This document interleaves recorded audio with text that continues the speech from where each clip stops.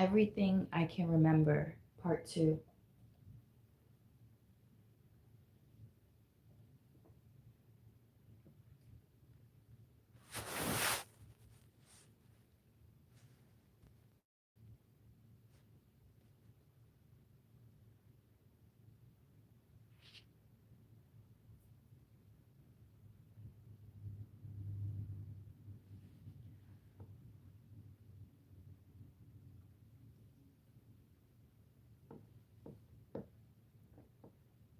Let's begin.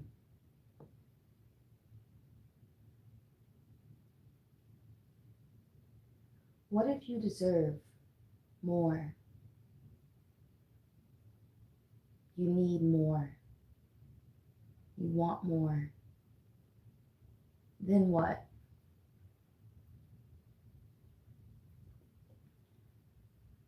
What if you don't want to settle? What happens to that person?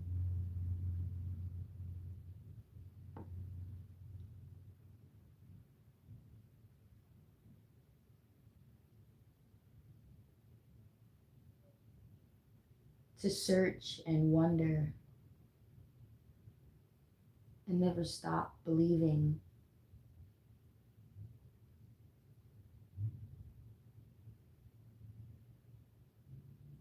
Do you think that person just dies alone in their belief, never reached that fulfillment, never reached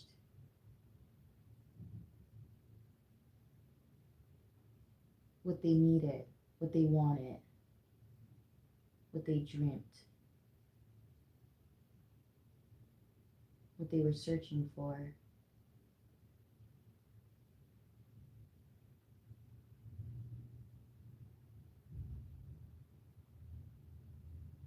Yeah,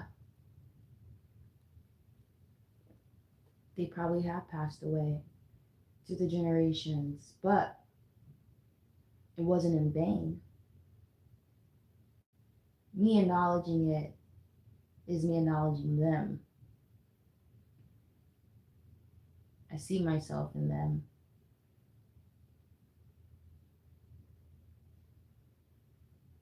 It doesn't make me hopeless because they've passed on with their dreams, and but that's exactly what I mean. They passed on still believing, still hoping, still searching, because truly, when do you ever stop searching? When do you ever stop wandering?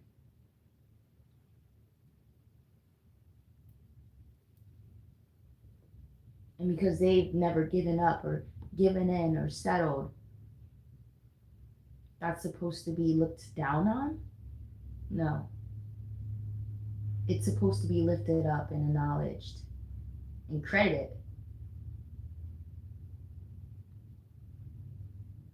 Those are my people. I see my alignment with them.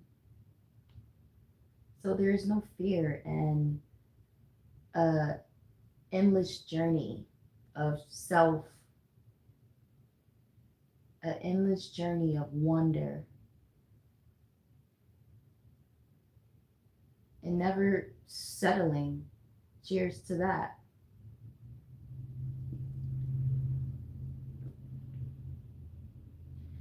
You might meet this person and that person along the way, but again, you find that that's just not what you need. It's not what you want. You want more. You need more. You deserve more. So you keep going on this journey of self. Cheers to that.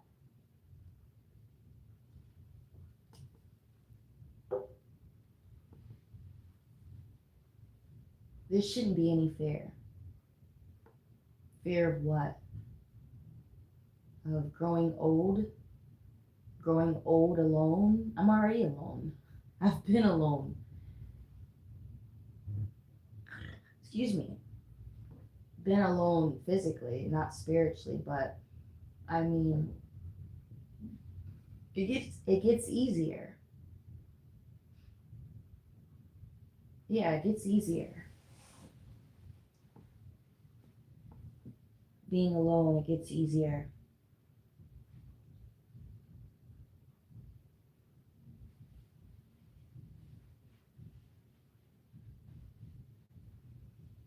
There's no fear of growing older and not having anyone. There's no fear of growing old without having children.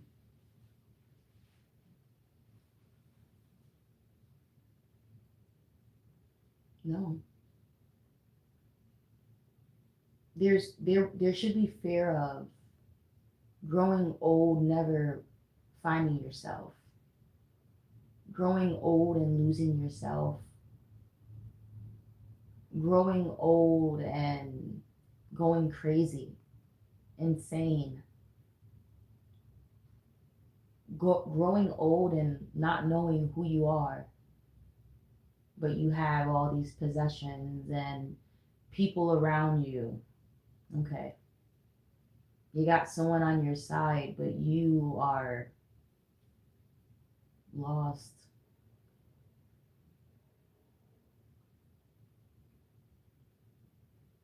That's what a person should fear.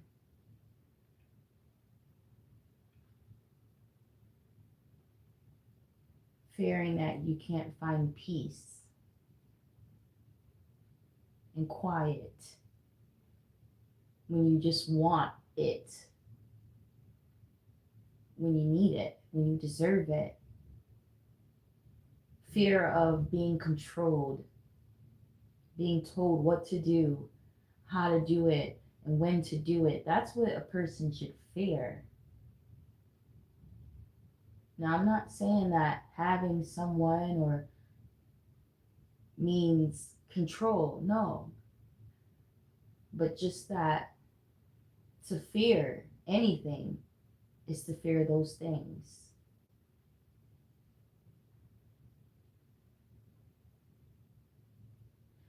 And with those things, you should see that you'd never allow anything or anyone, not even yourself, to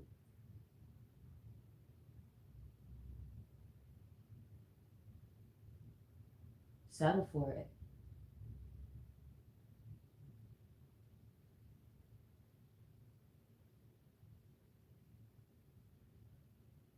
Because again, you want more, you need more, you deserve more, and nothing should stop you from it. It gets easier, and it gets easier because you find the strength in you.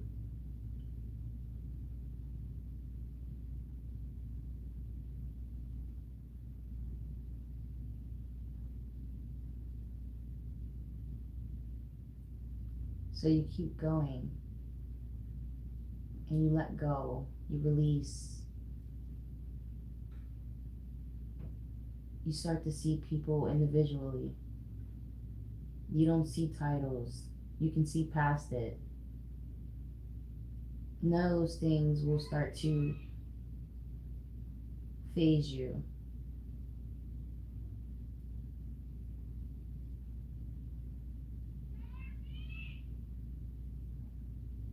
Unruly neighbors. So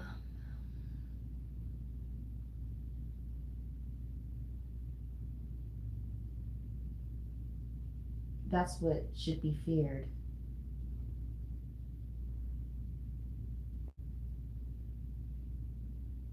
And that with that, you should see everything that you deserve, everything that you want and need, and more. And there's a part of it that's exciting, knowing that it awaits you because you've been patient, you've been holding, you've been steady, you've been following your spirit, because your spirit is what knows what you deserve. It's rooting for you. It's you. It's the best version of you until you can see it on the surface, until you can get in alignment, get it together, and stop going back on certain things, because you're dealing with this fight between the flesh and the spirit. But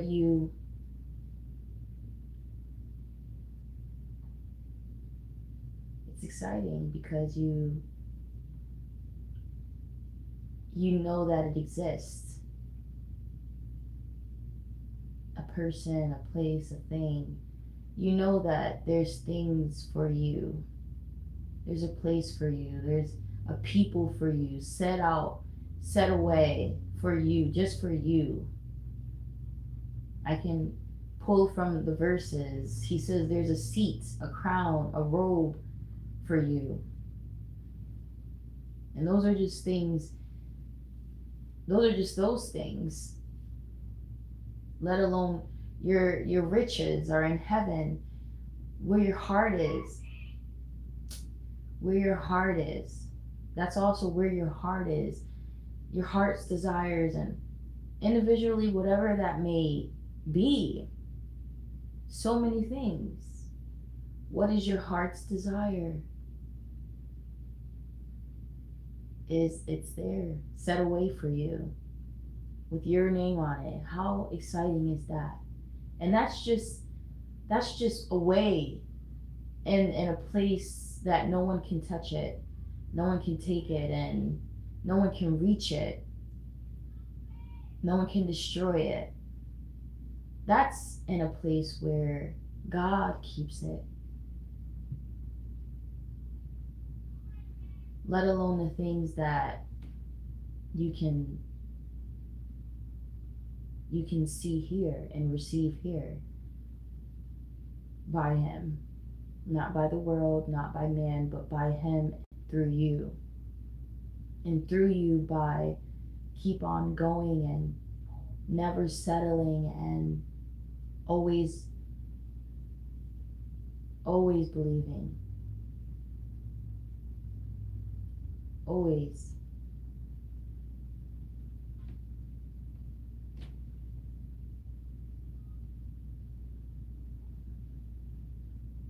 Because whatever happens to people like that, when all they that don't or settle, they get those things and those people, and they get, as the verses say, they get their gifts, they get their rewards. Unbelievers get their rewards. What more would you be able to receive? What more do you know you deserve?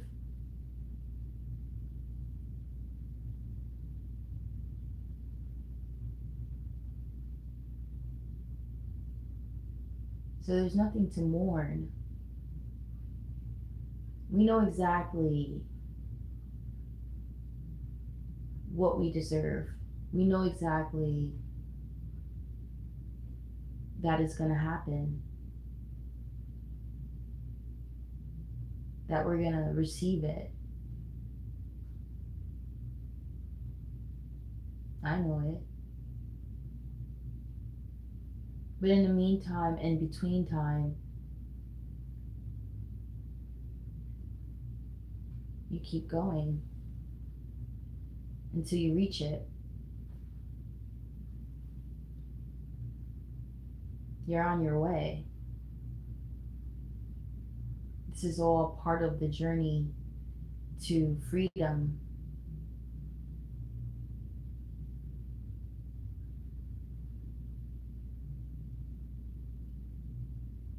This is our journey back home.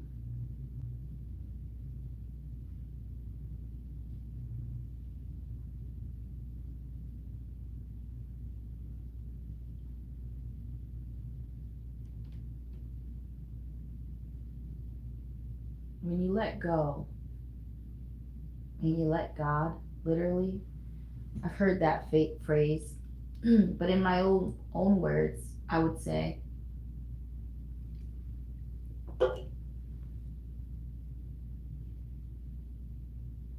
when God does something to you, fills you with this spiritual maturity, when you're just aware that you're maturing in the most peaceful way, you have no guilt, you have no shame, you have no fear. All those things have gone away. So when it's time to set things straight, times where you have to let things go, release it, say what you need to say, do what you need to do, you do it. You don't hesitate. And you don't feel no shame because it was true. Sometimes it calls for it. Eventually, you may need to tell a person how you feel. You may need to tell the person exactly what they need to hear, even though they don't want to hear it. That's my point. You don't want to hear it, and you've not been hearing it, but you need to hear it. You need to hear it because of the way that you are, right? Or the way you're talking, or the way that you're acting.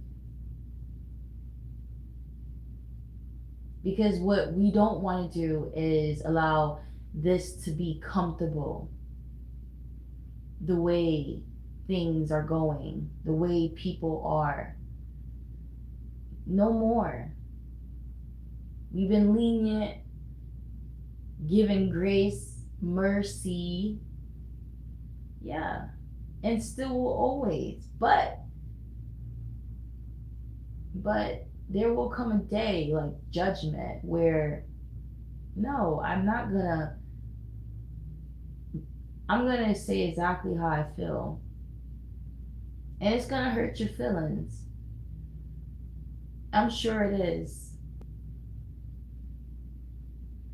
And the only thing that I can say is, okay, I don't know how this person will feel afterwards, because I know it's not gonna make them feel good. But at the end of the day, it was the truth. And I don't feel any shame or guilt. And I'm actually glad, right? You're actually glad that you told the person the truth.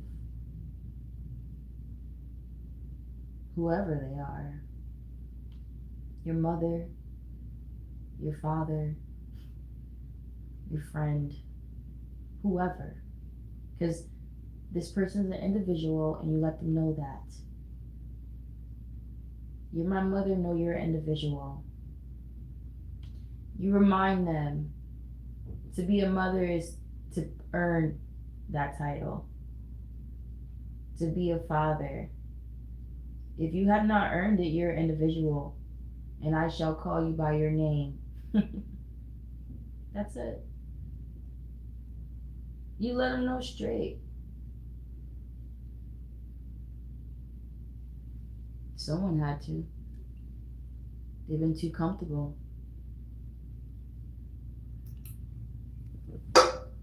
But here's the thing with me, I didn't want to. But, you know, when you poke at a bear,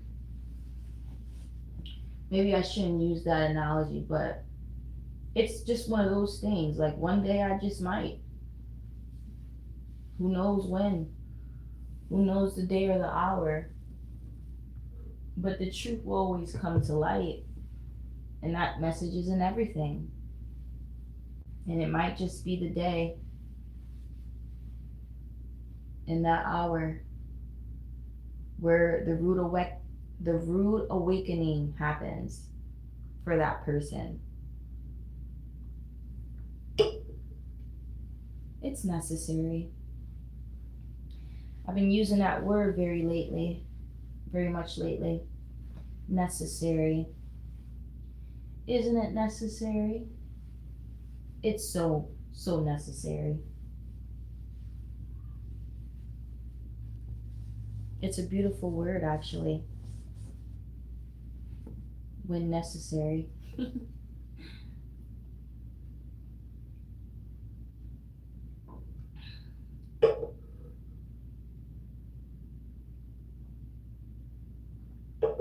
Let me say this.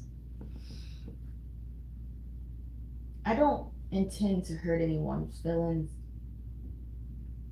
Me being my big age, I don't intend to hurt anyone's feelings, but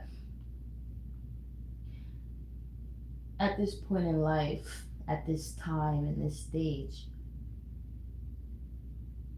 you see everyone individually. Yes, it's easier when you don't have any relations with these people, so you have even more evidence against them when they feel entitled or they feel they could talk to you or just be whatever they've been, and you call it out because it's not normal. It's never been, even if it was swept under the rug. People need to come to understand that you're doing them a favor, really, when you address certain things. If you keep avoiding it, how are you ever going to grow? And you hear from people like that, and they say things like, well, I've always been this way. I'm stuck in these ways. Okay, well, you don't have to be. Just as I'm growing older, you're growing older. Just like I'm maturing, why aren't you? That's an understatement. Well, because you don't want to hear, you don't want to see, you don't want to know, you don't want to reflect, you just want to be left alone. Maybe I want to be left alone too, but there's a difference.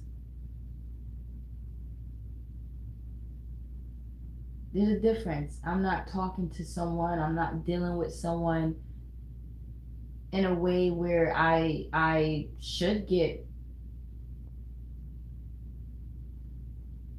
corrected. Because if I am, then correct me. Right? If I have an attitude or if I'm talking, which I like to do, talk over someone,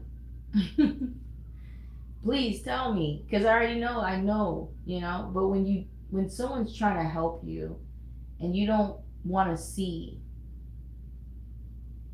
you don't want to correct it, you don't find no issue with it, or there's an issue, but you actually like it, like there's no reason for you to change it.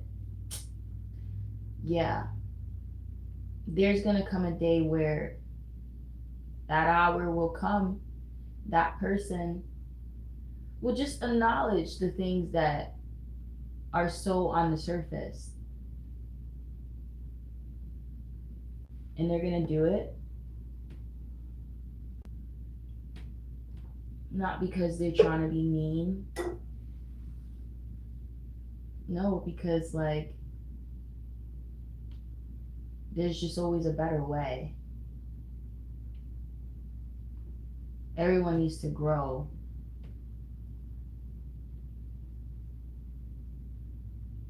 And the more you get older, the more you start to see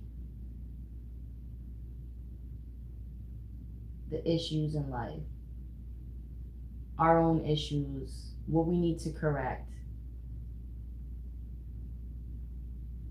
So I'm saying all this to say,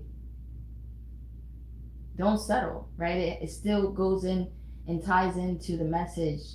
I'm not settling for anything. Like, I'm not settling for disrespect. I'm not settling for disrespect from no one. No one. I don't care if you're blood related, you're an individual. You should know better. Respect. People get lazy. People feel entitled because of a title, you see, and that doesn't fly with me because These people haven't raised me. So that's what I have against them. Don't think that you can come up and talk to me a certain way, or think that I can't address certain things that I see because you're older, because you're blood related. No, I don't know you. You don't know me, and you're an individual. And then I'm grown. Maybe I'm just an adult now. I'm not a kid. I'm 31. So I more than definitely have a right to speak my mind to anybody, to anybody at any age.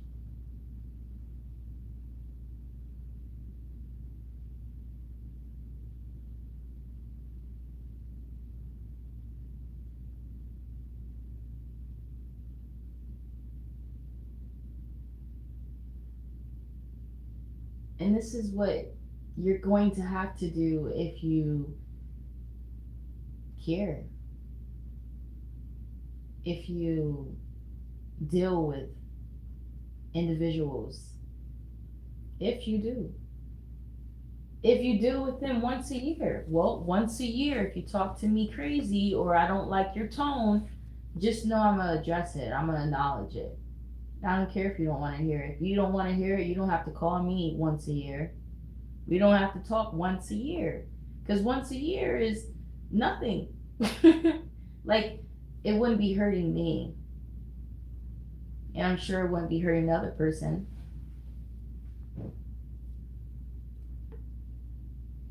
That's the time we're in.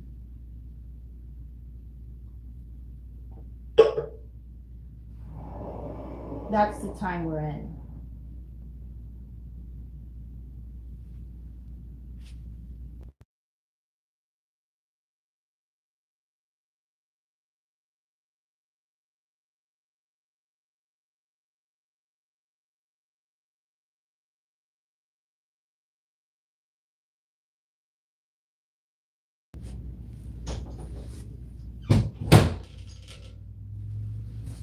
So,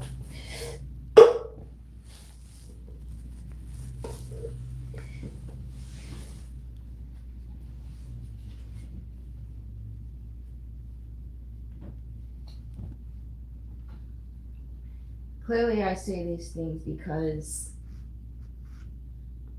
I am maturing, in a spiritual way.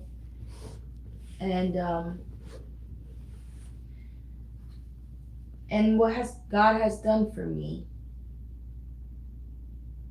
I don't care the way I used to, and that's just the truth. Like,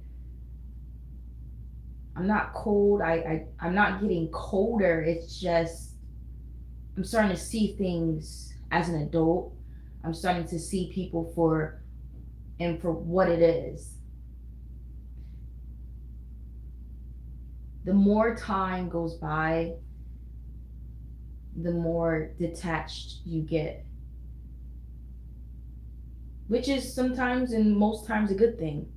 Because again, there's entitlement. That's the big thing. That's what changes it. That's what changes everything when you start to know or get comfortable.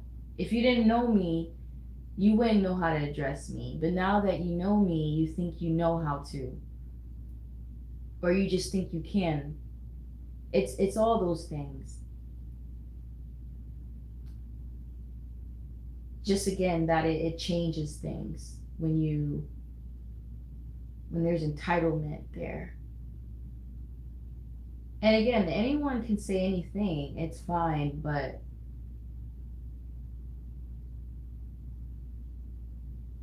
if you're not ready for it, personally, for me, like if you can't take that type of realness, then we don't have to speak, right? We don't have to be in each other's life. Like if you're taking it as disrespect because now I I speak to you in an individual way versus in a, I don't know, in a traditional conventional mother daughter way, father daughter way, like auntie, because they expect this sort of respect from you. Like, oh, you need to call me, you need to make sure you don't call me by my first name. But I will call you by your first name if you did not earn the title to be an aunt, to be an uncle. And it's not because I'm being cold. No, it's that you made it that way, right? And I'm old enough to now not care. Not care to need, or like almost like the hope has passed, where the hoping when you were younger for people to be in your life, or not even be in your life, but just, I don't know, like just be something in your life. And it never happened, but you still had respect because it was like hope alive. You still felt you needed them to be something, or you wanted them to be something.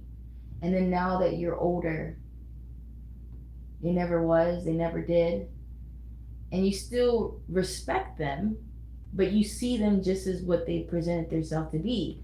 Not an aunt, not a mother, not a father, not a cousin. They presented themselves as an individual. And so now you approach them as an individual by calling them by their first name. By, if when they say something you don't like, you tell them. You see, it breaks those bonds that people try to attach on to you. Like, oh, you're not supposed to be talking to me like that. I'm your mother. No, you're not. You didn't raise me. You did not raise me. My granny did. She's my mommy. I called her mommy, right? That's an example.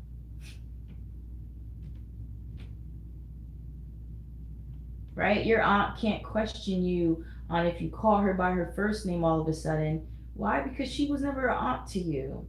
She didn't treat you the same as her other nieces and nephews. No. She was never in your life. She never chose you, right? She chose the rest of your siblings, but she didn't choose you. She could have taken you, but she did not, right? Giving you examples, personal examples, to see that is the not caring. I don't care because I don't have anything to care for. There's nothing to hold on to. There's no bond there. There was no bond ever created. That's it. So what he has done was he released me from whatever that is, made me see that you're okay, Alize. Not even okay, but like, you can stop hoping in them and just hope in me. Look at me, see me. And as I've gotten older, just as I'm supposed to mature as I'm getting older, it has aligned. Every year I'm getting better. I'm healing. I'm letting go. And I'm also receiving.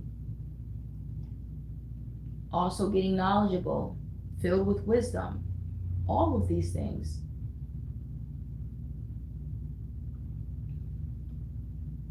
You start to see the importance of self, individuality, your own journey. Because at the end of the day, no one, not that they ever cared, but no one will ever really care the way that you will. No one will be there for you the way that you will, if they ever was. And if they never was, do you think that they would today?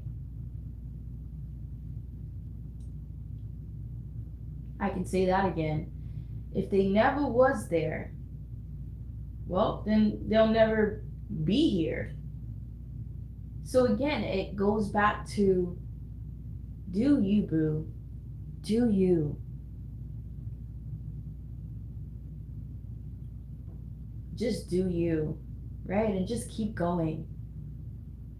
Keep going. There's verses and there's so many phrases that speak about never, don't even go back, don't even turn back. There's some power in that because the truth is that do people really change? You see, I'm not changing by my own will. Like, it's what God is doing to me and for the best interest of me, right? It's a positive thing. Letting go of the world, allowing me to see clearly in the darkness, allowing me to stand solid and fearless, and all the things to release what has been burdened me and held me back, or what would have held me back, right? Caring so much, having a big heart. I'll still always have a big heart. I still do. If someone calls me right now, yeah, I got you, but the part where they just get my time, they just get my energy. No, no, I need to take care of myself. I need to take time and like find myself, be with myself, just be, be. And the more time passes, the more you start to see. You start to see that, like, there's no reason to turn back. Turn back for what? When these people are the same, they are the same. They are the same. And that is what I'm saying, that you're changing because God is changing you. God has to change something in them. And He's doing it to you, He's doing it in you. So to go back to them when you know dang well God is working on you, to think that anything's going to be different with them, let time pass to see. It will reveal everything. And you'll be thinking like, oof, thank God I never turned back. Thank God I never gave this person my energy or satisfaction to think that everything they ever did to me was okay. No, it never was, and it'll never be, and I'll never go back for you to feel everything. Because it feels like sometimes when you go back, it soothes that person or that thing. It soothes it because it makes it seem like, okay, well, everything is good. According to what? According to who? But because you gave the person the energy, because now they're back into your life somehow.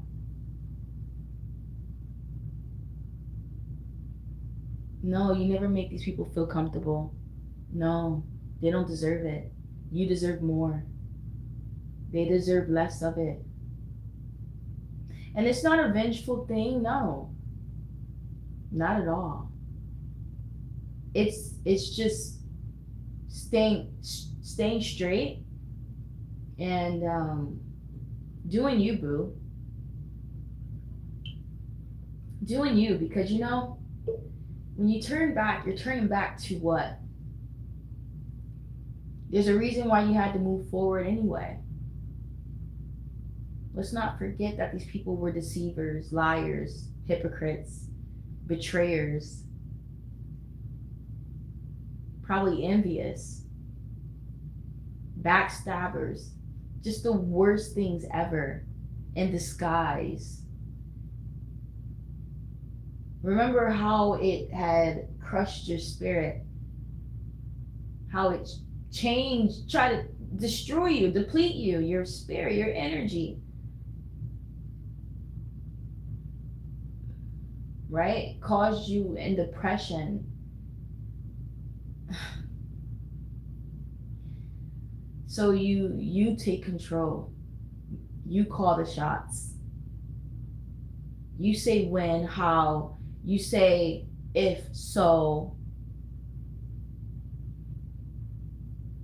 You say no, you say yes. you say just a little bit or a lot. You see that? Yeah. And that's if you turn back. That's if you give a person a satisfaction. That's if you want to. You see the power in that? And again, we don't do it for power, because if we did, then we just do it. But only if it's necessary. Only if you really need, or you feel you want to turn back, right? You want to give a person leeway. You know, want to keep this person in your life in a way. You know, maybe you'll see them once a year just to say hello. But really, if it's necessary, right? If it's necessary. But what's truly necessary? What's truly necessary other than you? Just you. And you know who? Who else? People that love you.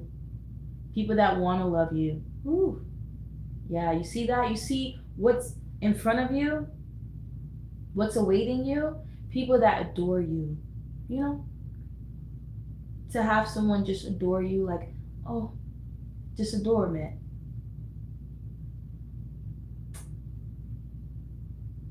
You're gonna find that and you're gonna be like, huh, thank God I kept moving forward. Because I could have never found this in those spaces.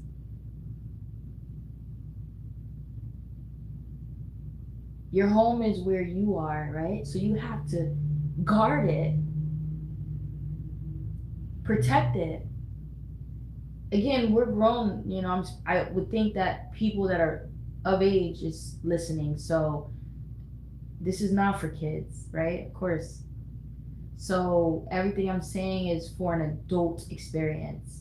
What adults should know, what adults should be doing, not kids. We're adults now. I'm an adult.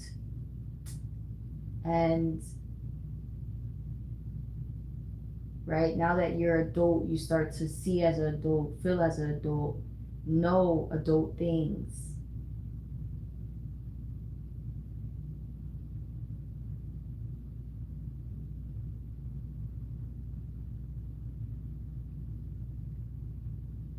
So your home is where you are, right? Because wherever you are, wherever you go, you are who you are. And whatever comes with you is with you. That's it. Like, that is what it is.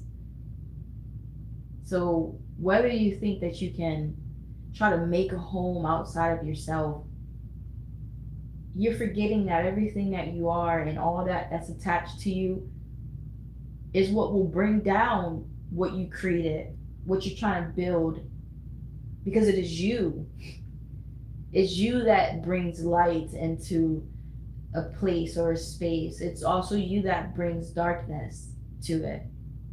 It's the people that you surround yourself with. It's how they speak to you. It's how you speak to yourself. It's what they bring into you. It's what they put into you. Amen. And it's what you pour out into the world. So of course you have to guard you. You have to guard your sanctuary. Yeah.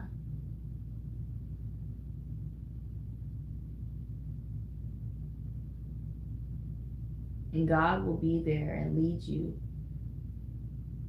as you're leading yourself. He will be right in front of you. Almost like He giving you permission to, because you have no fear. you have no guilt. You left it all behind you. And there's no shame. There's no second thinking. There's no overthinking. It's like He's giving you permission, and you know this by feeling so free, less burden. Why does this feel so me? This feels so home. And it's a natural feeling. It's a natural feeling. Let's remember that. This feeling is of freedom without anything that is synthetic, drugs, nothing. No, this is God leading you. This is God releasing you from chains and muzzles and strings that people had attached to you. Who they think they were? To think that they could just attach entitled. Who who are these individuals, right? Because that's what they always were, but they didn't want you to know. So they made sure that in this system, this bubble that they create, this conventional system that they run, that they were going to make sure that you knew the program, that you call me this and you call me that. I'm not calling you anything if you didn't earn it. You see that? But see, again, this is adult talk. As a kid, you respect your elders. You need to know the system. You need to learn the system. But when you get older, that's a different story. You start to see that the system was corrupted.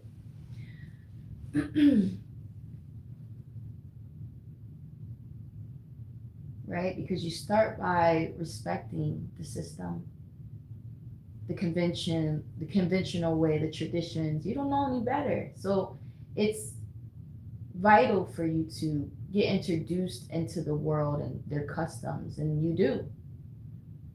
And that's the whole part of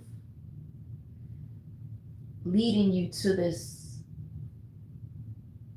form of revelation that, wait a second, things are not what they are supposed to be. You say this and you say that, but you don't act like this and you don't act like that. So why do you expect me to follow you? But you're my cousin, you're my teacher, you're my leader. I respected you because I thought, right? I was taught, right? So yes, as a child, you get introduced into the customs, into the traditions, into the culture, right? You be almost like you become the environment. You have no choice because you're a child. So let a child be a child, and let us adults be adults. In this version of adults, we lead the way. Yes, there is a new system, a new custom, and it isn't traditional. Oh no, it isn't conventional. No.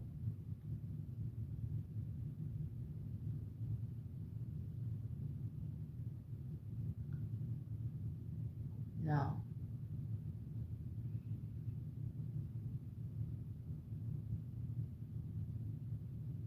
Seeing the true reflection is scary. I'm sure to most. I'm sure to everyone. To take off the mask that a person was wearing, that they were masquerading in, to see that they were not the mask they were wearing. But we only could take it off when we get older, when we mature, when we start to question it.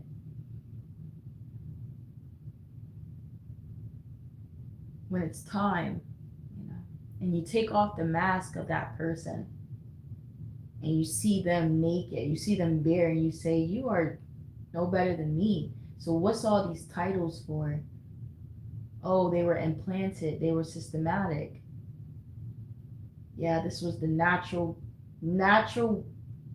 body and the worldly's philosophies of your ways. The book, right? The book of the world, the book of the natural way in the natural body, the book of the way that they carry out the system to hide, whatever.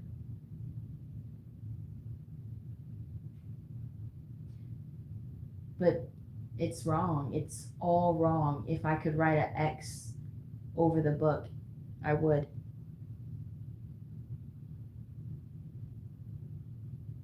It's the book of lies. It's a book of deception.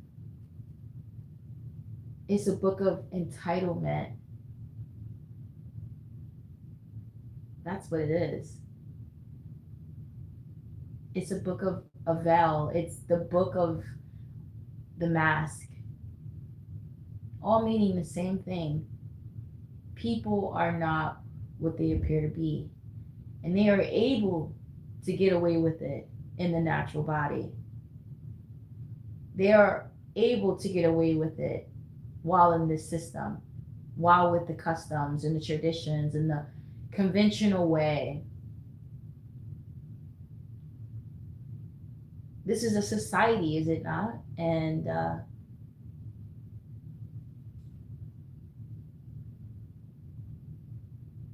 you question that, you question authority in your household, on the streets, and those buildings, and the corporations, you will be,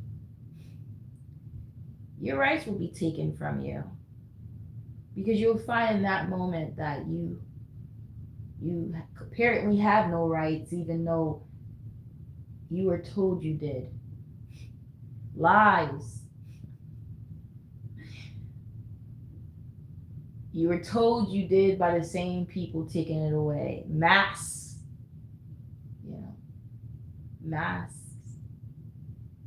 This is the masks they wear. You were the same ones that said I did, but the same ones that could take it away. Who are you? They say, I'm God here. I'm privileged. I'm higher than you. Why do you say that? Because I have more money. I have more classifications as far as connections. I know people in high seats. Oh, okay. Got it. Unruly. Unruly.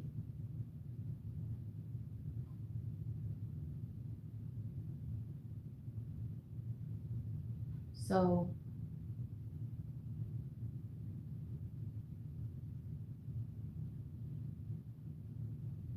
what do you do if you want more? If you deserve more?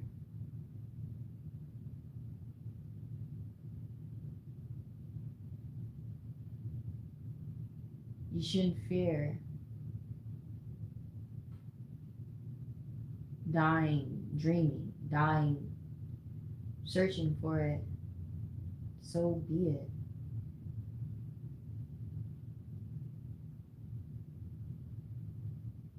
So be it. It's better than settling, is it not? It's better than being miserable with a person. I'd rather just be miserable by myself then.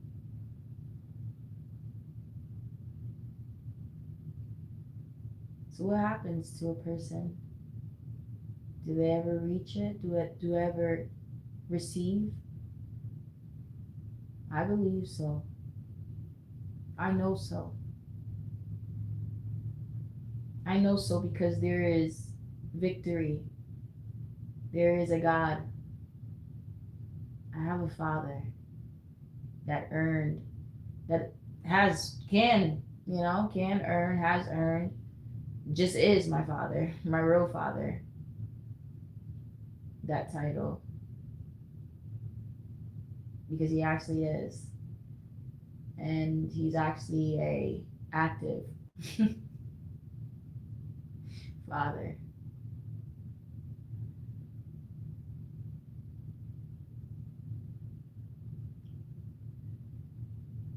I believe there's victory for dreamers, believers, people that search and search and search in themselves, not in the world, in themselves. Searching in yourself means a lot of isolation, a lot of self reflection, reflecting and speaking to Him day and night. I'm searching in myself. I'm soul searching. That's what I'm doing. I'm calling out and I'm telling Him everything because He's the one that can make my dreams come true. When there are things set out against me, or where I can't see, or I'm not strong enough, or this is just not the place for it. But He can make a place for me.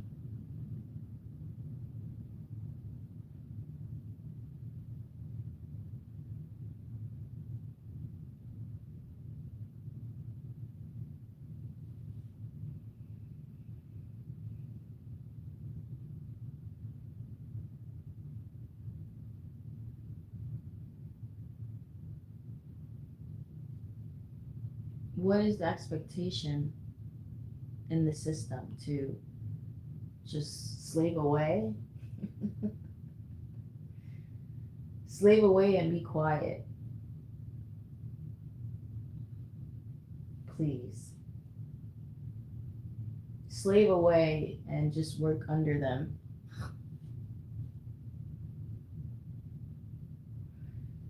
Yeah, this is going to get a little harsh, but it's the truth. Again, as I spoke earlier, hey, this is the time we're in to tell all the darkness, all of the disgust and the harsh reality of it,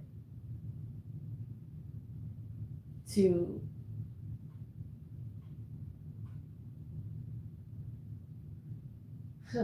to just serve anyone.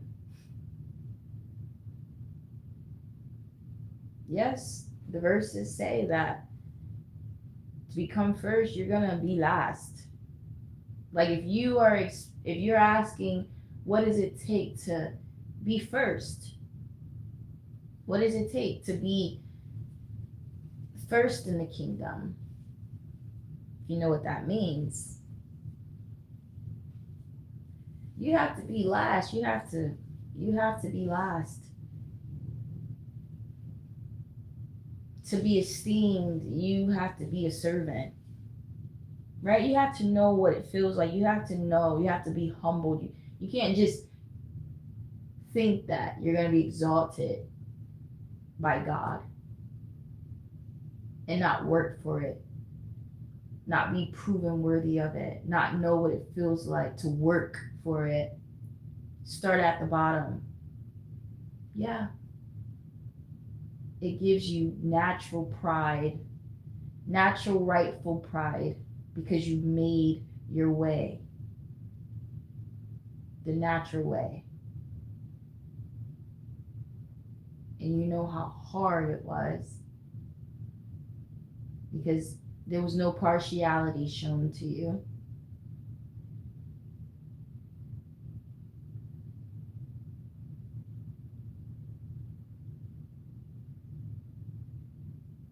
And that when you do receive from Him, you're going to feel like you actually know that you deserve to be there. You know, you're confident. You know, you don't have to feel nervous, feel like a imposter, feel, you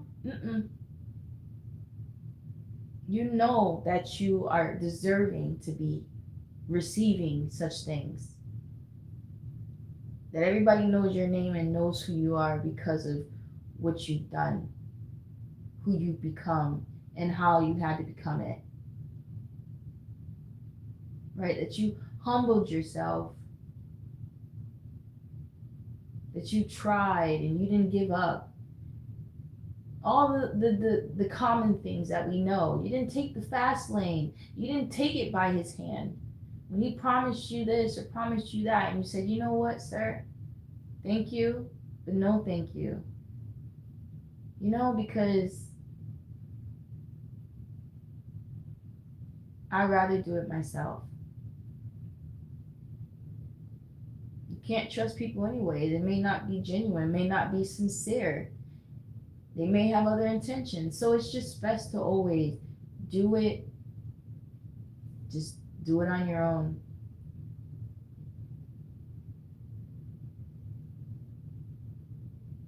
And I feel like if someone has good intentions, then you'll know it. But before that, make sure. Make sure if someone's doing something for you, ask, just ask them, what are you doing it for? Why do you want to do this for me?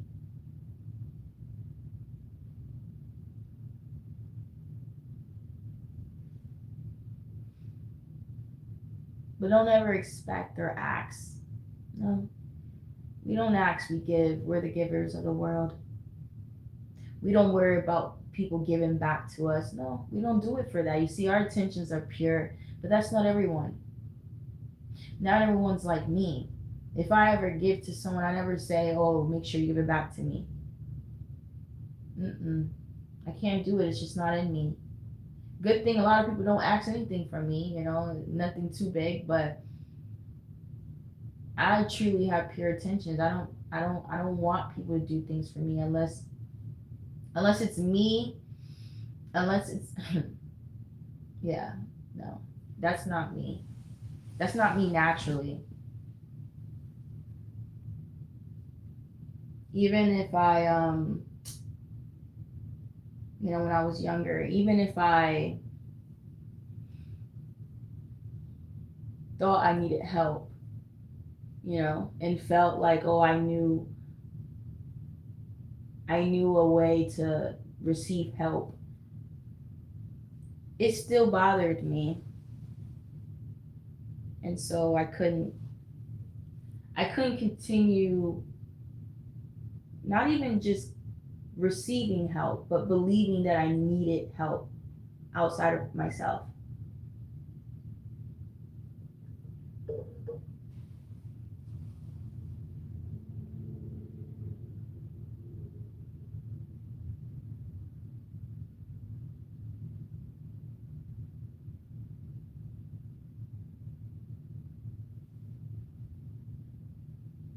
I want help, but I want help from my father.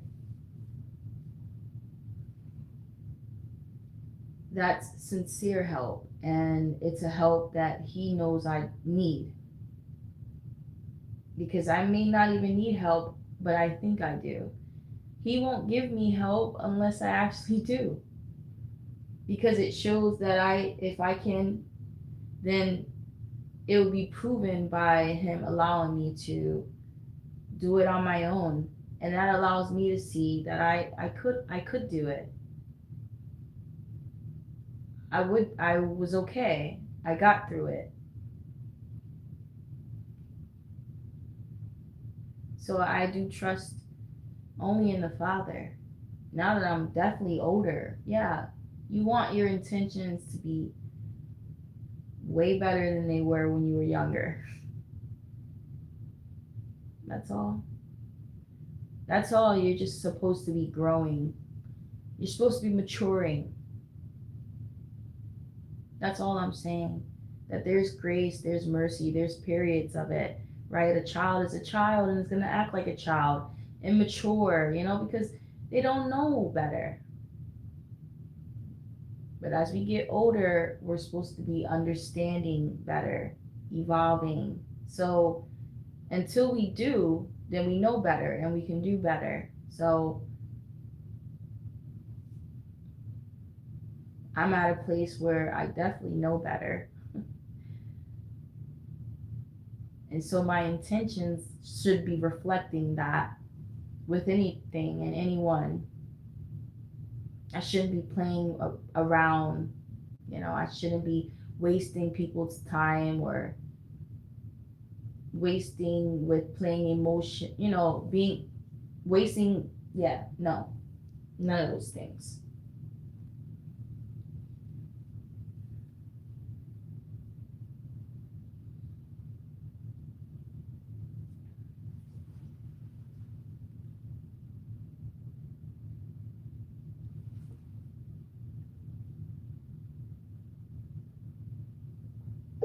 And then also,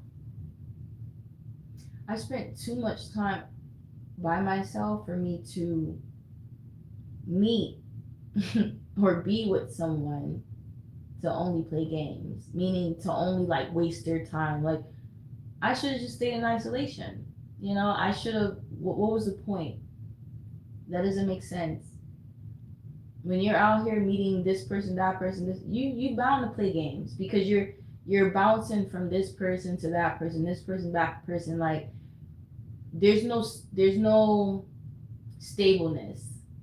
So if there's no stableness, how can your mind be stable? How can your heart be stable? How can your emotions be stable? It's not. It's not. Your intentions are here and there. You're not gonna be as intentional as you would be with just one person. That's it. And again, it comes with maturity. It comes with maturity of knowing that you deserve better for yourself. You need to treat yourself better. So we all have to learn this. And I'm saying that isolation helps with that because I know it helps me. It keeps me from making making regrets, making mistakes, big ones. Because I'm human too. I want to have fun too. You know, I'm a free spirit too. But what helps me is staying by myself, reflecting, taking my time, right? It kind of makes so that all the things in me is being charged, like my patience. Once I go out there, my patience run out. But the more I'm inside it resolves things. It rejuvenates, as I say. It balances out my nervous system. I need to regroup so that when I go back out there, I have the energy. So it may take weeks, it takes months for you to feel that full charge. And you know it because you'll go to work or you'll go somewhere and 2 weeks can pass by and you're like, wow, I feel good. I feel good. Like, my mind is clear, nothing's phasing me. The people that I'm encountering can see it. I can see it because I know I know where I just came from, right? And I know I came from peace, quiet, and reflecting.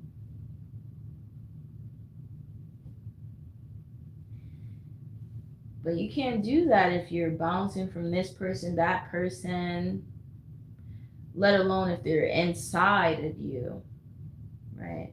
I mean, this message is in everything.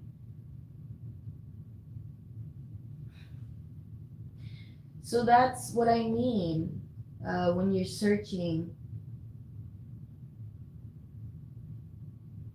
when you start maturing, you start to see that there's no reason to be searching in the world. Not to that extent.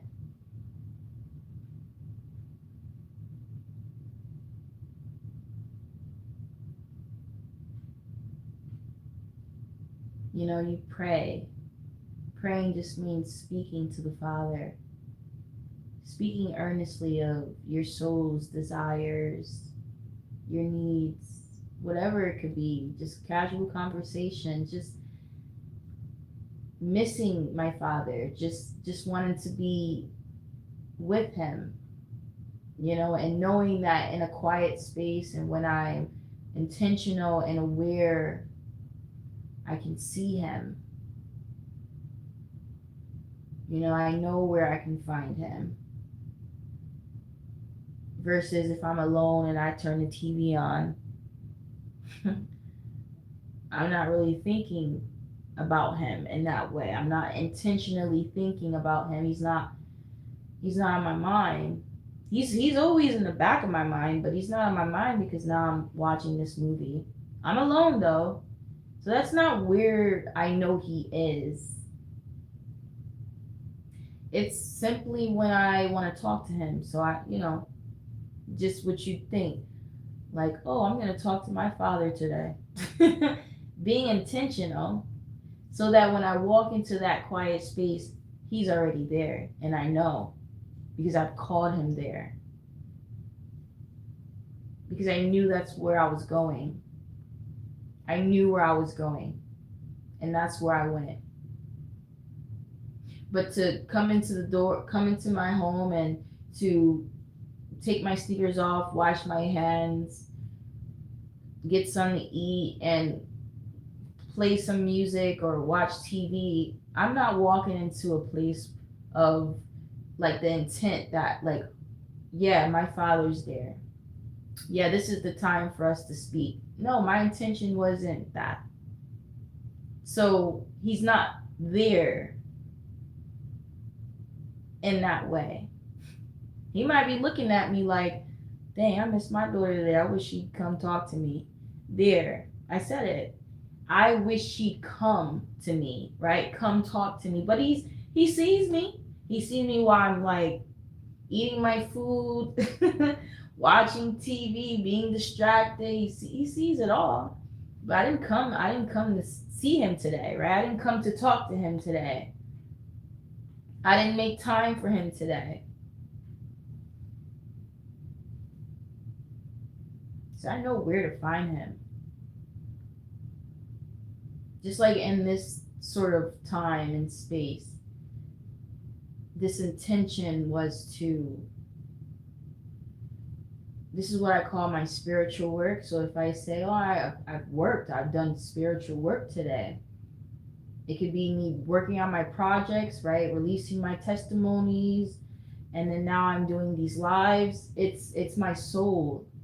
That's my intent, was to speak from my soul. Let my soul speak, my spirit, let me hear it. Cater to it in that way. Feed myself that. Give me rejuvenation. Make me feel freedom when I'm a slave, when I'm a servant. How can I reach that? How can I come into that? Well, I have to be intentional. I can't just turn the TV on every day. I have to go in a quiet space. And I don't overthink it. I just speak and I try to say everything I can remember. and the time and the moment. It's not scripted.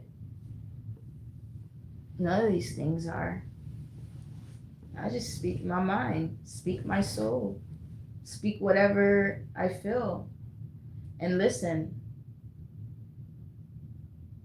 And I listen to me. And I say, wow. Wow.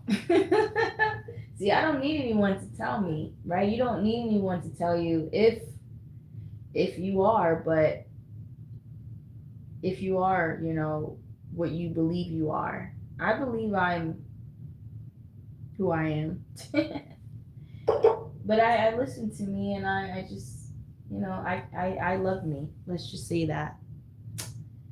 Yeah, I choose me. And so I'm just glad to be who I am. And that's a whole nother topic. It's a whole nother topic. It's a humble topic, but it's a self, just I'll label it self love. Like, who do I think I am and how do I feel about me? Wow. That's a whole book. I'm not a boastful person personally. I'm just confident and bold, but I'm not boastful. And also I don't like stuff. So you can't find me saying, "Oh, I have this, I don't like stuff." So even when it comes to who I am, and so now I have to kind of indulge into it. Like even though I know that I'm like, and that's what I mean. It's the things that don't need to be said. And that's my point. Like, I'm not boastful. I don't, if any time I'm talking about myself, which I'm usually am, it's my story. It's just my story. And then I'll credit it by saying it's coming from me. Of course it is. It's my story. It's my soul. It's me. It's I. It's I. It's I. But even still, when I tell a story or I'm expressing interpretations, I use you, if you were doing this and you were doing that. When most of the time, all the time, it's based off of my personal experiences. Sometimes I will say, yeah, when I was doing this and doing that, yeah. But most of the time, I say, when you've done this in your life or when you were the black sheep, I'm speaking about me. But I also know that and I think, I guess it is intentional, because again, it's not normal for me to just say I, even though I can. But I also know, and I want people to know that you're not alone, and I know that I'm not the only one, right? So it's not gonna just be I when I know it's you too. So you're not alone. I've been there too. So as much as I can say, oh, this is not for anyone, this is for me, it's for whoever, as I've always said, the shoe fits, wear it. Whoever hears this. But yes, is it a reflection of me and my life and my healing and my trauma and my mind and my soul and my dreams? Yes, it's a book. It's my book. It's Alizé. It's me. But if you come across me, if you want to hear me, if you want to listen, if you want to read my book, it's an audio book, by the way, because I'm speaking it. It's an audio book, but then yes, then it's for you too. Obviously, if I don't private these videos and they're public, then of course they're for whoever wants to. But it's not for sale. It's not for publicity. It's not for views. It started out just as anyone would expect. I I would record my, document it in a way, because I don't typically write stuff down, but I I started to just know that I wanted to reflect back on what I said when I'm speaking out. So I would record it. And then I'd say, wow, okay, well, let me, the creative side of me was saying, let me make this into a video and express it through pictures and videos, right? And that's the visionary in me. And I did it and I enjoyed it because I was in control of my story. I was in control of how it sounded, how it looked. And then most importantly, to be able to go back and listen to the knowledge that I've come into with the tribulation I've been through, because most of my testimony is everything that I've gone through. And I've not had a rainbow sunny life, but I've not had the worst life because I'm still alive. No one has harmed me, right? But it is what it is. It's just my own story. It's not to be compared to anyone or to anything. It was just a release, and I kept doing it. And so that's how it started. It started just because there was so many things that needed to be released. It was time to speak. So all those things. I realized that, Why keep this quiet? Why do I need to private it? Again, I'm not doing it to sell it, but why would I need to private it when someone can listen to it? And even if they don't listen to it, okay.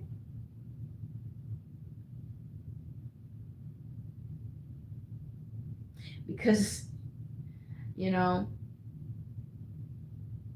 either way, I'm just glad I did.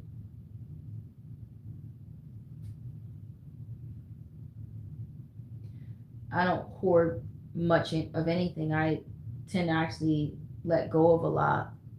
I'm more of a let goer as I'm starting to realize even more.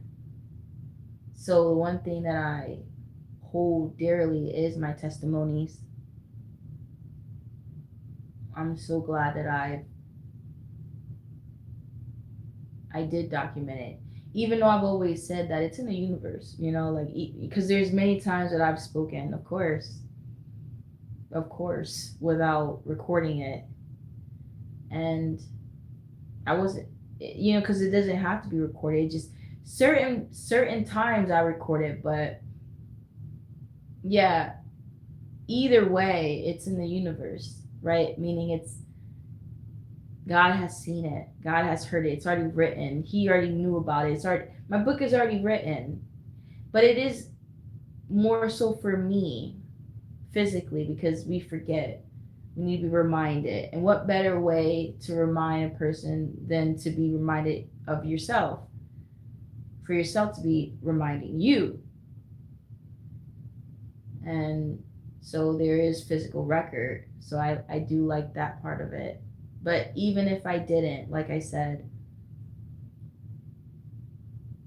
it's okay, right? Just like if no one hears it or sees me for who I am, it's okay. It's okay.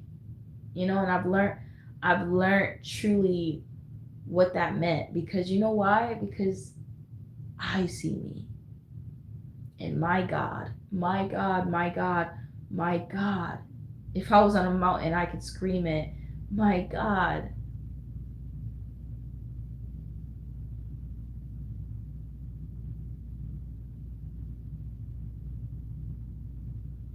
I don't even know what to say.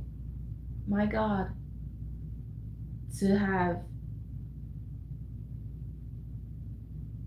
and this is humbly, because I don't boast. That's a whole book.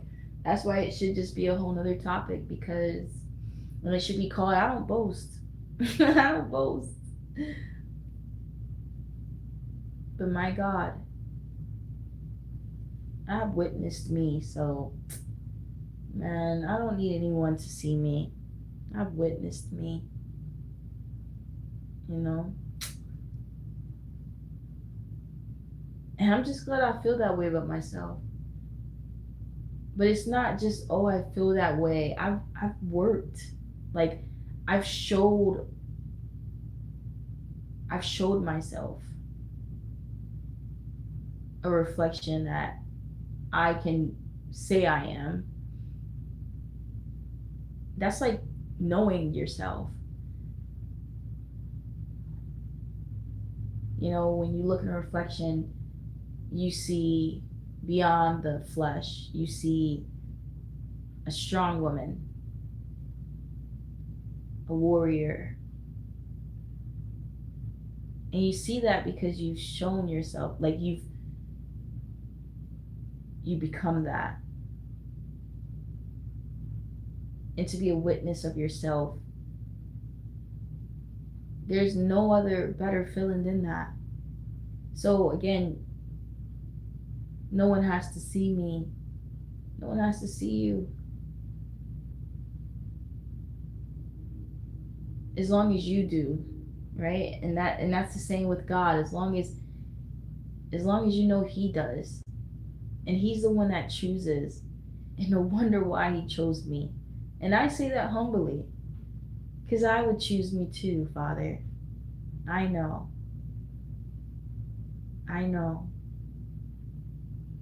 And that is a silent, what would you call it?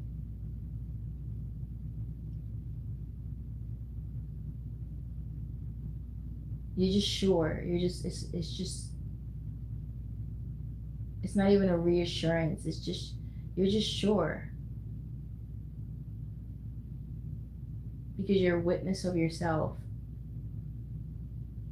and you're a witness to the world. And there are great people in the world, I'm sure, but you don't need to know every other person in the world. Once you find a good one, once you find something that's different, you know it's different. You know it's good. And you want to keep it. That's it. That's it. That's it. There's no reason to really look further if you fell in love, right? There's no reason to keep looking if you found the one. And I say that because I've found that in me. So I don't ever look to my left or my right and feel envious because they're not me, right? They may look this or that, they may have this here, this, like, it has nothing to do with the surface. I mean, I actually do find myself to be a very pretty, beautiful girl, but it has nothing to do with the surface. It's your soul, which is priceless, which is rare, more than rubies. You wouldn't want to trade it, sell it. You wouldn't want to. You'd actually just want to hide it, keep it for yourself. God says he's a jealous God. You can understand why. Because I'm sure when he loves you and he cares for you and he sees something in you, out of all the men in the world, of course he's gonna keep you closer, speak to you more. I'm sure there's verses about that. I'm sure there is.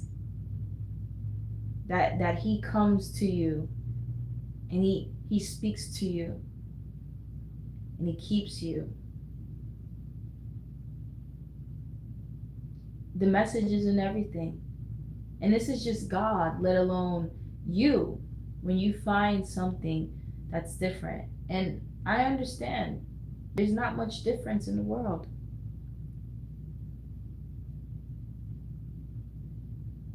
But we can imagine. We can believe, right? If you could find something different. Something different, and it's different. It's good. It's rare. It's beyond this world. But you found it in this world. Well, how would you feel about it? How would you feel you'd want to move after witnessing that? Well, you'd probably want to keep it for yourself, protect it, and show that you're in full support, that you love it. So you want to feel that way about yourself. I shouldn't be the only one feeling that way about myself, but again, I do.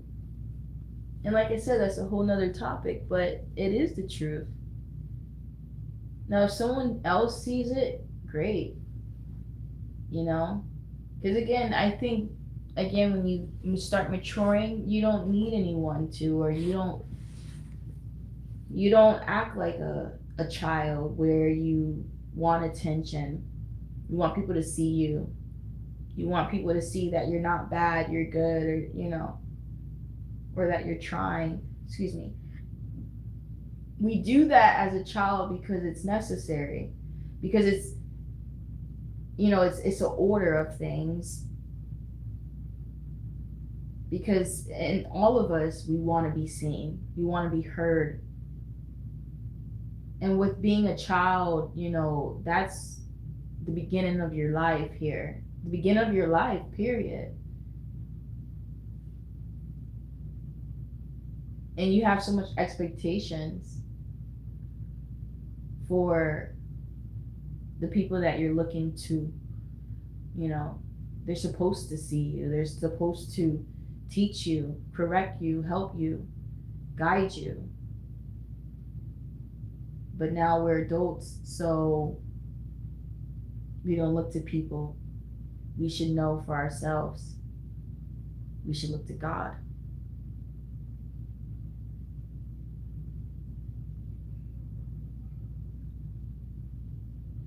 That's it. Putting Him first, that's exactly what it is. When you grow older and mature in the spirit, you don't need anyone. You don't need anyone to tell you who you are, because you should already have become who you're supposed to become. Like, you were supposed to become you. You were just supposed to become a better version, evolved version of you. That's it. That's all you're supposed to become. You see, like, maturing spiritually. You're supposed to be maturing spiritually. You. That's it. You're not supposed to look outward. You're supposed to be looking right in your reflection. Like, oh, I'm growing. I'm maturing. Oh my God, I'm sensing this, and I'm knowing all, and knowing this, and now you're confident, and now you feel secure. You feel even more secure. You're needing less, wanting less. That's where you should be moving into, moving forward,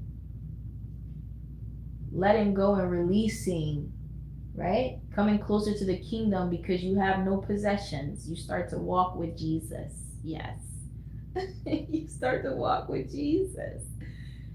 And He don't like stuff. He don't like stuff neither. I don't like stuff. He don't like stuff. We don't like stuff. So we know you're not one of us if you got stuff. If you went back, just like the verse says, if you went back into the house to get something, no, leave your coat. Don't even go back for the coat. Don't even go back to get the food. No, you're good. Don't even go back for the backpack. You're good. Don't even go back for an extra shirt. You're good. Just keep going. Like, just stay where you are. Don't go back. Don't be like Lot's wife and she's turning back. See, all that depiction of going back isn't the direction that He's paving for you. The direction didn't say make a U-turn. Amen. The direction didn't say, oh, it's a dead end, so now we have no choice but to go back. No. You see, this way is the way He's paving for you. You see the way. That way, as you walk, the more you go, the more it's made. The more clear paved way is being made for you to walk through. Only you. Only because He is right in front of you. He is what's leading you. How beautiful is that? The more you walk forward, the more doors open. The more you seek, the more keys you get to receive.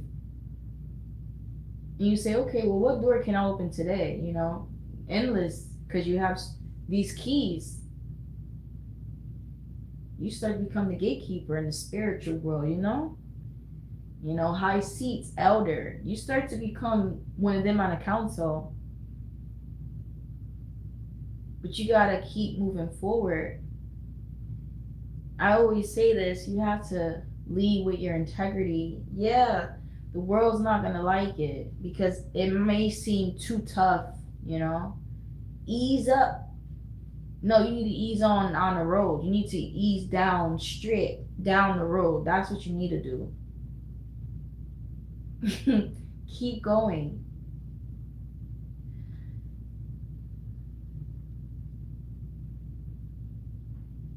This has nothing to do with perfection, you know, because I'm not perfect. I'm a sinner. You have to understand. I don't speak from a place where I'm not in the world. I don't speak from a place where I've not sinned. No, I speak from a place of sin. I speak from a place of darkness that I lay, right? I speak of these things in the crevices, like I'm in the darkness. I'm among you. So of course, like I go through the same things. I'm tempted the same way.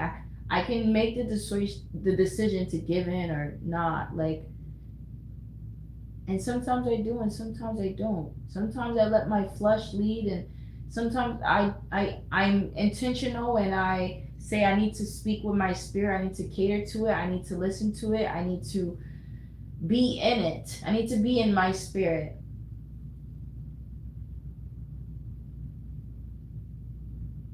So I don't come with just judgment.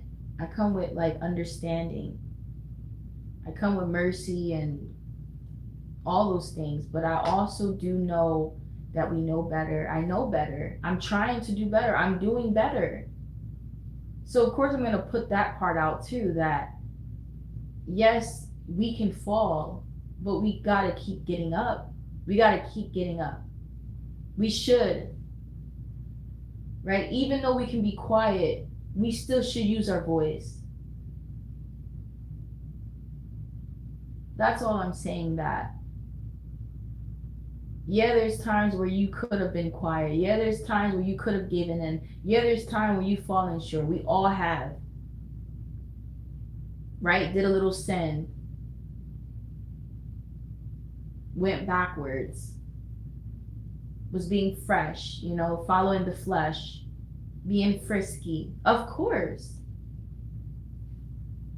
But I also have to say that, but I'm isolating, but I'm intentional, but I want to be intentional, that I'm reflecting, that I'm learning, that I'm growing, that I'm maturing.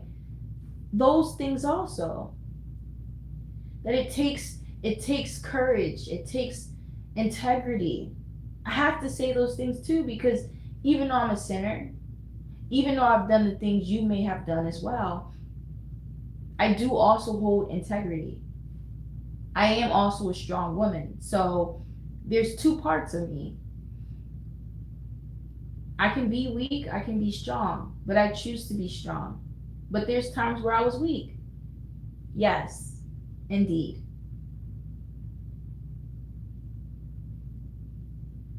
But I am more strong than I am weak. I am more strong. I feed my spirit more than my flesh. And especially being more intentional with it. That's what the outlook looks like. Like I'm definitely going to be, it's just going to be me and me, myself, and I.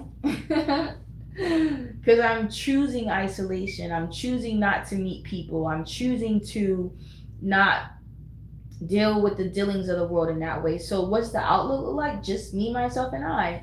And whatever God has in store for me. Right? If you find me, you find me. If you see me on the streets, then you see me on the streets, but I'm not going out there. You won't just find me out there. No. You'll find me in my home, yeah. Mind my business, yeah.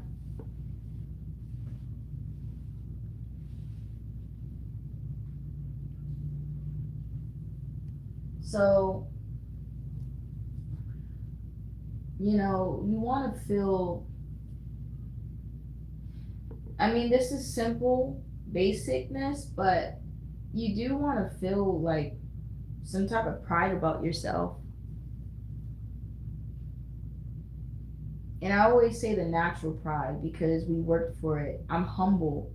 I have a right to feel prideful about certain things because I did it on my own, right? But we don't boast about it. Like, I don't boast about stuff.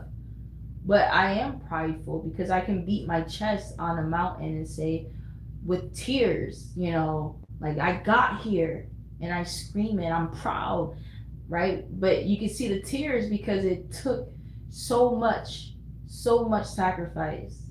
But I'm proud. I'm proud of you, I'm proud of me. Like, we made it? Yeah. Yeah, we made it. Yeah. I knew it, like, you knew you were gonna make it. God knew too, but the most important thing is you got to know. That's what I keep going back to. Like, you have to know in yourself. And I know a lot of people don't have that, because again, it takes you to be built up. It takes you to be building your character. And if you're not isolating and you're just kind of like a worldly busybody, you're more so in the flesh. Like, you're walking in the flesh more, and that's okay, because we got to do what we have to do. But understand, it's sacrificing something. Because again, life is sacrifice, every decision is sacrifice. But when it comes down to the root of sacrifice, you're sacrificing your spirit. You're sacrificing your spirit for the flesh and those rewards. So yeah, you're working in the flesh, busybody, worldly, always out, always in these people face, just doing you, right? In the flesh. Well, yes, you're accumulating physical things, wealth, physically, friends, physically, relationships, physically. Yeah, it looks like you're gaining life, right? You're gaining your life here, but you're losing. It's like you're losing part of your soul. You're losing part of your identity. You're losing part of your individuality. I don't care if you don't agree. It's the truth. It's the truth, because what if we take away all those things? What if I take away the money? If I take away the friends and the family, all your possessions? Do you know who you are? Have you spent time with just you? Can you be in that space and know who God is and feel comfortable, because there should be a connection? Those are the questions that you could possibly ask yourself. But I don't think it needs to be a question. So it's a sacrifice. So yes, me spending time in isolation with myself, I'm losing my life, the world, because I have no friends. I don't really have any family, community, things on the surface, things physically. But I'm gaining so much insight, so much reward, so much rich connection.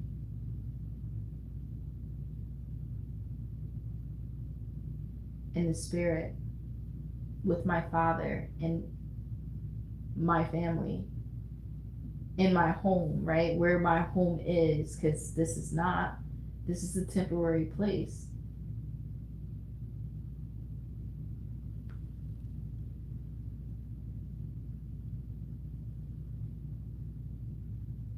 This is a temporary place.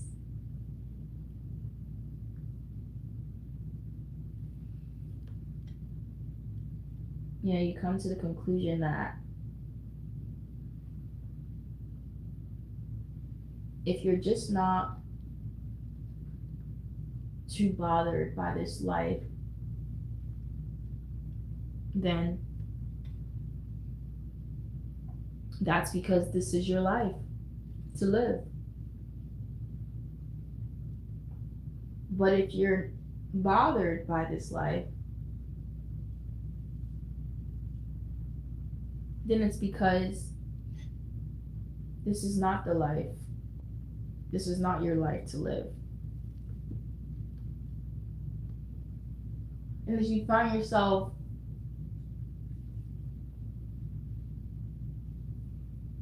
working and fighting for this world, fighting for your sanity, then you realize that you're here to work. You're here to fight the good fight. You're not just here to live. You're here to work. So you find yourself working day and night, physically and spiritually. Double cup. double drink, heavy. Yeah. But he gives all these things to who he gives it to for a reason, doesn't he?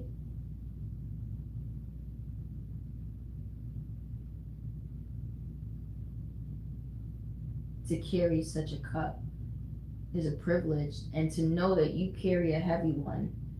You may not see it in this world, but boy, you're known in the spirit. Of course you are. That's not a question. Of course you are. The black sheeps of the world, they're legendary. Of course they are.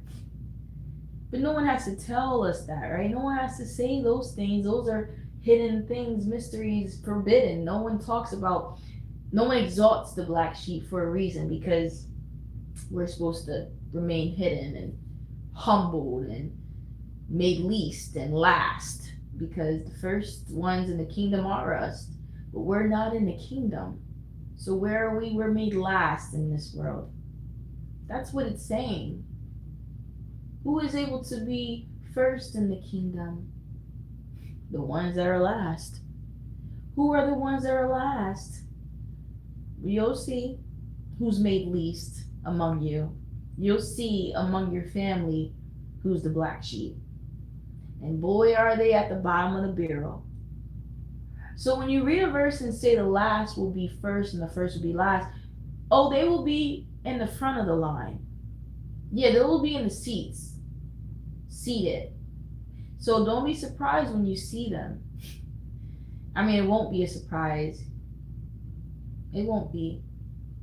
But I'm just letting you know the things that are already known, that they're legends in their world. They come into this world and is least.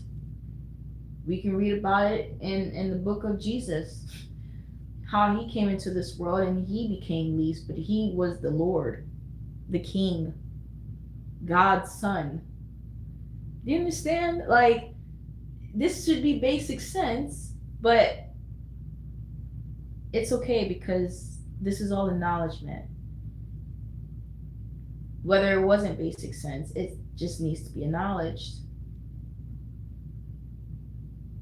We are nothing here. We are made to be nothing, but we are everything. It's not a parable,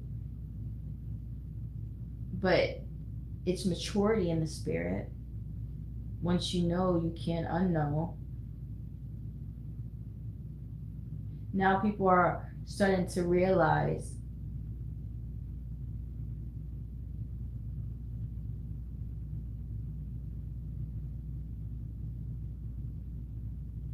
and this topic it's everything, because everything I speak about always comes back to the same thing. Of course it does.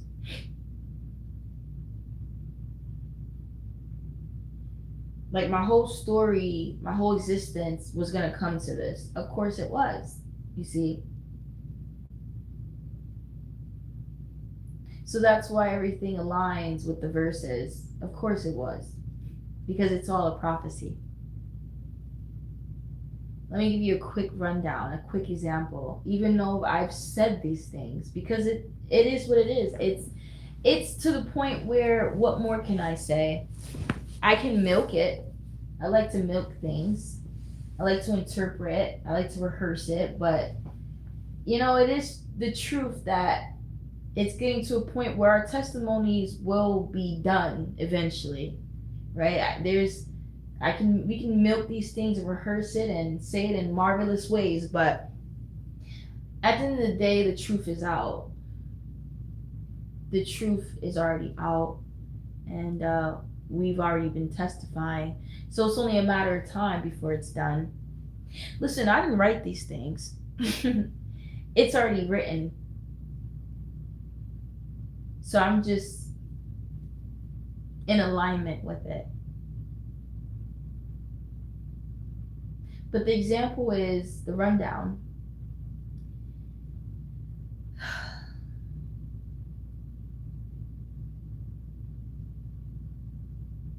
You know that black sheep in your family? the one that was made least, the one that was made to be bad, to seem dark and corrupted, whatever, that has become the cornerstone, the pillar, has become almost like your savior, your way, your guide to Jesus, to see God. Yeah, all those things. So when you see verses like the first will be last, you know exactly who they are. You know who that will be. Redemption comes to them, and wisdom is no longer hidden. Everything that was done in the dark will come to light. Well, all that is happening. It's happening to the black sheep. It's happening to the good, and it's happening to the bad. Everything is being revealed in the secret tunnels and the crevices, and anywhere hidden, there is light being shined upon it. Every mouth will mother these things, mother their truth, speak and testify. The evil works, the good works, all of it. They have no choice but to tell on themselves.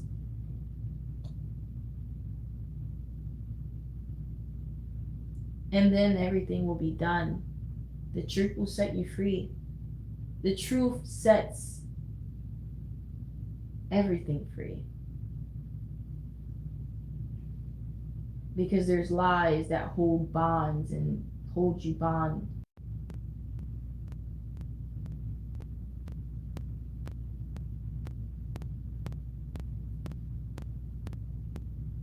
So it wasn't okay to be a black sheep, was it? It was the worst thing. It was a mockery to be called that.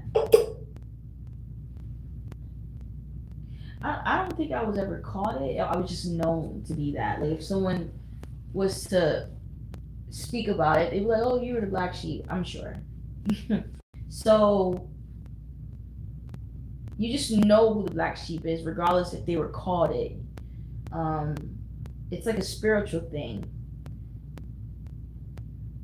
Everyone knows who the black sheep without saying, "Oh, that's the black sheep." Yeah, it's the one that's on punishment every day. It's the one set apart. It's the one excluded from everything every day. It's the one not in festivities and yeah, it's that one.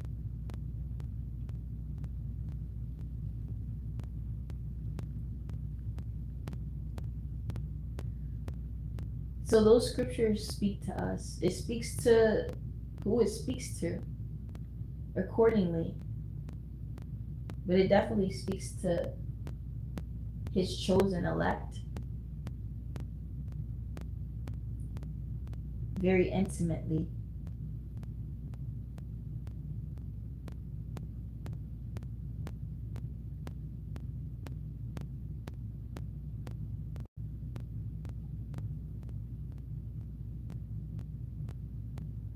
That's why the Bible book is powerful.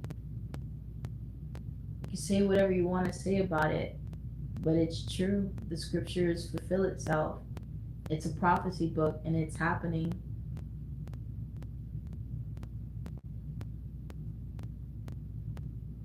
The word fulfilled.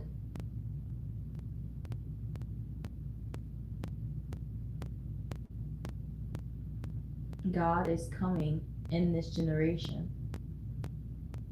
He said, in that chosen generation, every eye will see him. They will not fall away before seeing him. In that chosen generation. So out of all generations, there is one that he will appear in, that the end will be done with. And then there is new beginnings. He said he wasn't going to do as he did with Noah in those days, with a flood. So you shouldn't expect the flood. But the coming of Jesus,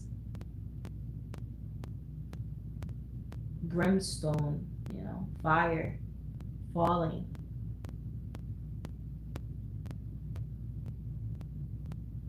But before that, we are taken, as it says, by the four angels, by the angels on every corner of the earth, right? East, south, west, north. They come and collect us, the chosen few. And whoever is left is left.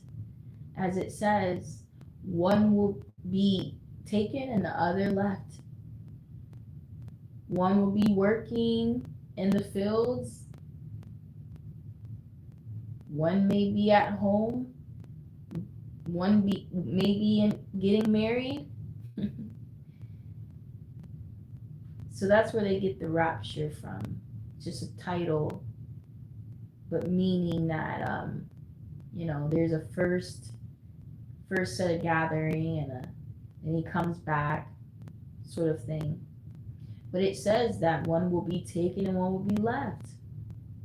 And in those days, you're going to worship the evil one. You can see it because people are going to say, he left us. He took some and left us. Why did he leave us?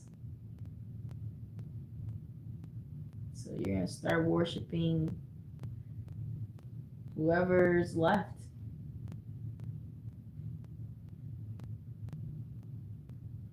But you should know why you were left.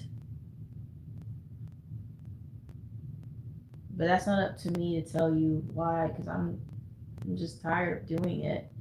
Like, you'll have no choice because I'll be gone. You'll have no choice but to know and answer to yourself why you were left. I think people are just very quick to be so emotional about what they have just witnessed instead of like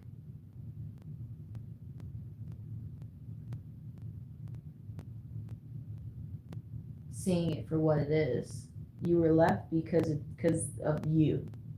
And whoever and whatever you are, you can deal with it. Because he left you to be with you. Like, left you to be with people like you. You should love that. That should be the bestest world ever for you. You understand who he's taken from the world? He's taken the ones that never wanted to be here, can't stand it, it's hell. And the ones that's left, clearly they were living it up. Sodom and Gomorrah, they was living it up, partying, having a grand old time. So what you mean he left you? No, you never wanted to leave. You never showed it, you never said it, you never pleaded, you never testified, you never corrected, you never exposed any wicked deed, nothing. You never even seen evil to be evil. No. But see, that's me again telling you what you already know that you've done, what you didn't do. But you're left here because of you. And that's when you just don't even answer to these fools, because they're just foolery. When someone says, well, why did those people get taken? I'm sure you know why. Because they didn't want to be among you. They didn't deserve to. Especially if you ain't been taken. You're not one of them. You know what I'm saying? Like, basic sense. Like, and again, put that person in the quiet room alone, they'll know that. But in the grand time of it, they're not trying to hear it. They're just reacting. They're not thinking. They're just like, wait, hold on. I wasn't taken? How could I have been kept here and left here? But, that definitely will happen.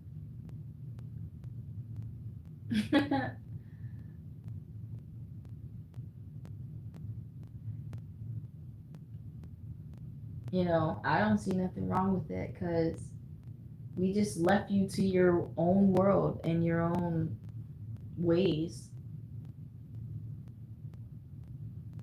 I think it might even say that they're gonna cheer, because there's a verse like something like they no longer torment us, right? They no longer try to judge us,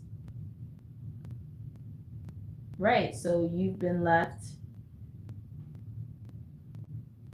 to your own ways, and whatever happens happens. But while we were here, yes, we did speak and do and work and expose and correct, try and do, but no more, because time's up. It was only for a time.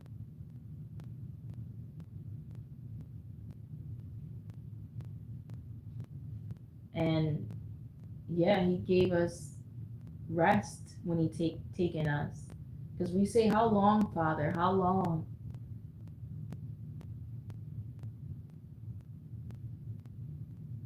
And then he taken us and he left you. He just taken the ones that wanted to go. That's it.